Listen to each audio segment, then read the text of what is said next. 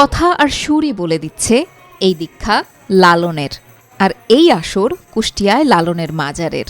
লালন সাইজি শুধু আমার আপনার কারোরই নাই, সবাই।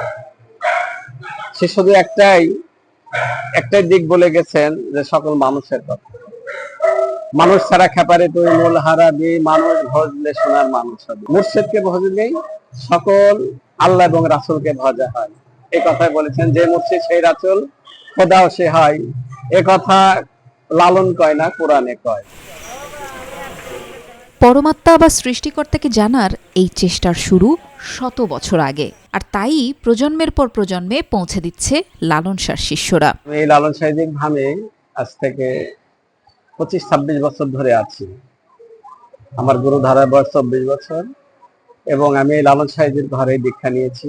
আমার গুরু তফসিল শাহ। মানুষের জীবনের সেই এপার ওপার সব পারের একটা সমন্বয় তার গানের মধ্যে আছে, অর্থাৎ ইহকাল পরকালের একটা মানুষ মৃত্যুর পরের যে একটা জগৎ, সে সম্বন্ধে সুন্দরভাবে তার গানের মধ্যে ফুটে ওঠে। সর্বোপরি সে সব ধর্মের, সব বর্ণের, সব জাতি নির্বিশেষে সকলের জন্য তিনি যে গানগুলি রেখে গেছেন তা বাঙালি জাতির জন্য অবিস্মরণীয় এবং শেষ জীবনে অনেকটা পথ প্রদর্শকের মতো ভূমিকা রাখছে বলে আমি মনে করি। বাংলা ভাষাভাষী যেখানে আছে, কি বাংলাদেশ, কি ভারতে, কি আসাম, কি ত্রিপুরায়, কি মরিশাসও বাংলা ভাষাভাষী আছে, কিন্তু যারা বাংলা ভাষাভাষী তারা যে গান যে পছন্দ করে, সে পছন্দের গানের মধ্যে লালনের গান অন্যতম গান। এখনও এক বিস্ময় জাগানিয়া নাম হয়ে আছে ফকির লালন শাহ। গবেষকদের মতে 2000-এরও বেশি গান লিখেছেন তিনি। শত বছরের পুরনো সেই সব গানে এখনও জমে আসর।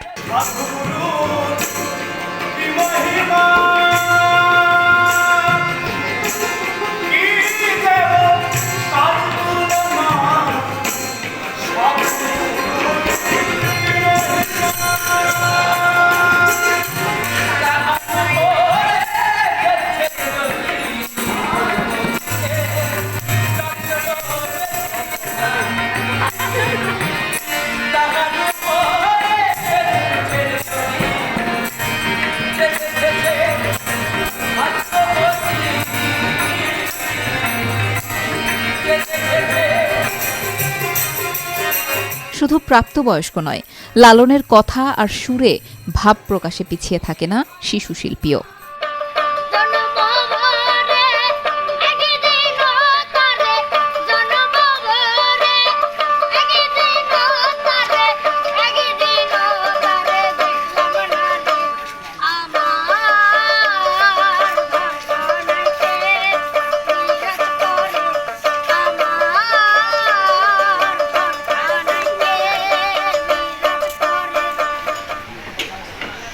বছরে 2 বার লালন মেলা হয় এই মাজারে। তার প্রতি শ্রদ্ধা জানাতে মেলায় হাজির হন হাজারো ভক্ত। বিদেশ থেকেও আসেন অনেক দর্শনার্থী। চাকরি করি অবশ্যই, একটা চাকরির পাশাপাশি যখন সময় পাই তখন লালন শাহর মাজারে ধামে আসি, ভালো লাগে। লালন শাহর কথা, বাণী, গান যাই বলি না কেন, সেটা আমাদের কাছে ভালো লাগে এবং সেটা মনে প্রাণে ধরে সেই ধারাবাহিকতায় আমাদের জীবনযাপন করা লাগবে। আর এখানে আসতে ভালো লাগে, এখানকার পরিবেশ, মানসিকতা, মানুষের কথাবার্তা, চাল চলন, একটা অন্যরকম একটা নৈতিকতা আছে। ইস্ট পাকিস্তানের 1963 সালে প্রথমে মাজারটি করা হয়। তৎকালীন পূর্ব পাকিস্তানের গভর্নর মোনায়েম খান মাজারটি উদ্বোধন করেন। দিন দিন এটা সংস্কার হয়েছে। প্রতি বছর তার ভক্তরা আসেন, লালন সম্পর্কে জানছেন, লালন সম্পর্কে তাদের জানার, যেটা শুনেছেন সেটা তার স্বচক্ষে তার এই মাজারে এসে অনুধাবন করেন, উপলব্ধি করেন। ভক্তদের জন্য মাজারের সঙ্গেই রয়েছে সুবিশাল মাঠ এবং মুক্তমঞ্চ। এর পাশেই 2004 সালে নির্মাণ করা হয় আধুনিক অডিটোরিয়াম সহ গবেষণার জন্য একাডেমিক ভবন। মাজার প্রাঙ্গণেই রয়েছে ক্ষুদ্র ও কুটির শিল্প এবং হস্তশিল্পের দোকান।